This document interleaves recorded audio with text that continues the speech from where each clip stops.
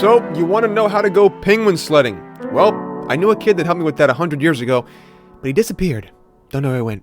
Kind of sad. Hey guys, welcome back to TutsByKai. I'm Kai, and today we're back once again taking a look at how to create and make some kind of hand-painted textures on objects in Blender 3.0.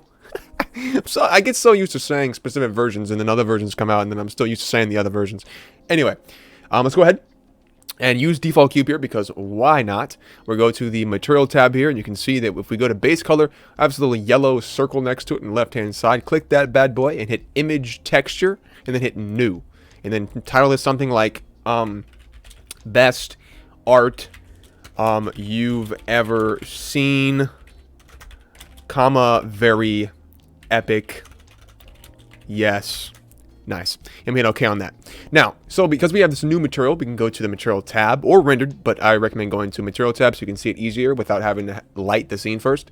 And now to go ahead and just paint on this, it's just super simple, super easy. We can go ahead and go to this top up here, the top little box that says object mode, and change this to nothing other than texture paint. And now you can go ahead and just literally paint on the side of this this cube here, and just move it around. Use the scroll wheel. Click the scroll wheel in to go ahead and pan around. Just look at the cube from different angles and paint on there. Now, this is obviously not the most smart way to paint on something unless you're using doing a very specific object. Now, if you want to paint on the cube, which is a very cool way to do it sometimes, you can do that. But an easier way, or another way rather, not an easier way, is to go ahead and put your cursor up in the top left or bottom right or top right corner until it turns into a little plus, as you can see right there. Click and drag that. Click and drag that over until it turns into two windows here, and you can see if we hit this little button right here that says editor type, we can change it from the 3D viewport to nothing other than the UV editor. Hit this little drop down, and we can open up best art you've ever seen, comma, very epic, yes, and open that up, and now you can see we have this black square. Now, what is this black square, you might ask? Well, let's go ahead and draw on the cube again, and you can see that this will now highlight the area that we just drew on the cube, but on the UV image editor little section here. Yeah, it's very nice. We can go ahead and just draw on all these different pieces. You can see that if I were to draw in random areas, you can see all of the different planes and all the different faces of the cube will show up on the section there, and it's going to be a nice big plus. So if I fill the whole thing in, you can see that it will be a plus. And there we go. It'll be a nice big plus. As you can see, it looks like a cross. Holy. All right. So you can go ahead and just undo all that. And real quick, let's get a little demonstration going up here. So maybe we want to actually make this not black so I can see the actual edges of all of the sides. So let's go ahead and fill this in with a nice, like maybe sandstone-y kind of color. And we'll go ahead and just fill this in. You can change the type of brush you have over here to soften, smear, clone, fill. We'll fill that in so it's all white. I will make this like that tannish color actually, and we'll fill that in instead actually. So there we go. Nice. Now what we have here is, as you can see, we have this nice little tan area. We can go ahead and drop the color down a little bit, darken it, maybe desaturate it a little bit. And now we have a different color. We can go back to the draw section. We also have annotate here, which is just like to obviously make little notes on things. Don't have to worry about that. Let's go ahead and actually, let's go back to texture paint. Let's go. Okay, and fill that back in with that color. There we go. Actually, that's the wrong color. Hold on.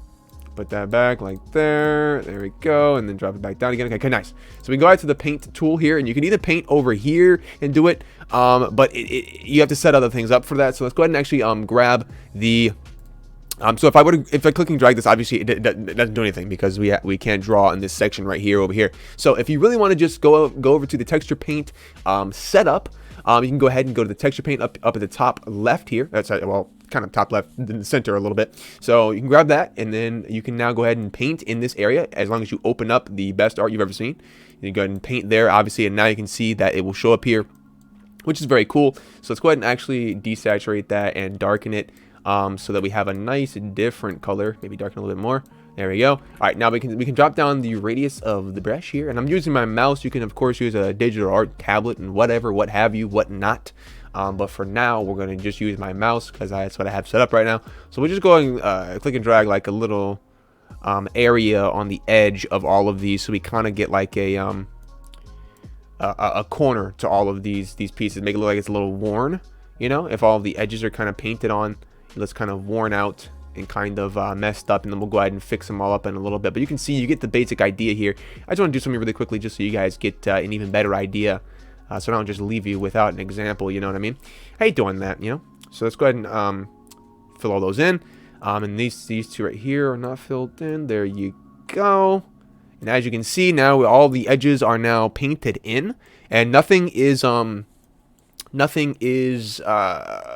looping or textured or whatever you want to call it, because as you can see, it wraps over the edges. And now what we can do here is we can soften it, and you can either soften it up, you can change the radius or the strength. But what I want to do is I kind of want to use a smear tool here, and we'll drop the radius down a little bit to maybe about 10, and we'll just kind of take some of these edges and kind of just, you know, move them around like that. Where's this edge right here that I'm looking? Oh, there it is, right there. So we kind of just messed up that edge there, which looks really cool. You know, do the same thing with this edge right here as well. When you release, you can see that you can see all the changes that you've made, which is very, very cool stuff.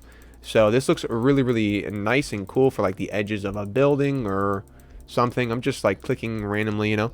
But yeah, so you can see what you can do with some very, very cool textures and some art, and you can really get in there too as well if you really if you're really artistic about it, you know. Take your time. You can make some nice some nice little edges here, some nice little pieces there, you know what I mean. Maybe get some brickage going on, you know, some of that like that, and draw some lines for some bricks over, and you know, maybe get a lighter color in there and something like that, maybe even lighter than that, and do something like that's too light, but you get the idea. Oh no. But yeah, so you guys can see all the possibilities here, which is very cool. Get a nice softer you can go the clone brush, that works well. That works well too. So you click there, and then just drag it up. Actually, wait, pull that up there. There we go. Oh, okay, there we go. Nice. So if you actually wait, I don't actually know how the clone brush works. I'm not gonna lie to you. Okay, well that is not working the way that I wanted it to. We'll do a separate tutorial on the clone brush once I figure that out. But yeah, so for all the other brushes, obviously you can see here, just click and drag, and it'll draw right there for you, different colors, every whatnot. So yeah, that is basically all you need to know there for how to draw on a object and do some texture painting in Blender 3.0. You have different blend modes as well, by the way. So you can use multiply, you can use overlay, of course. Very, very cool stuff.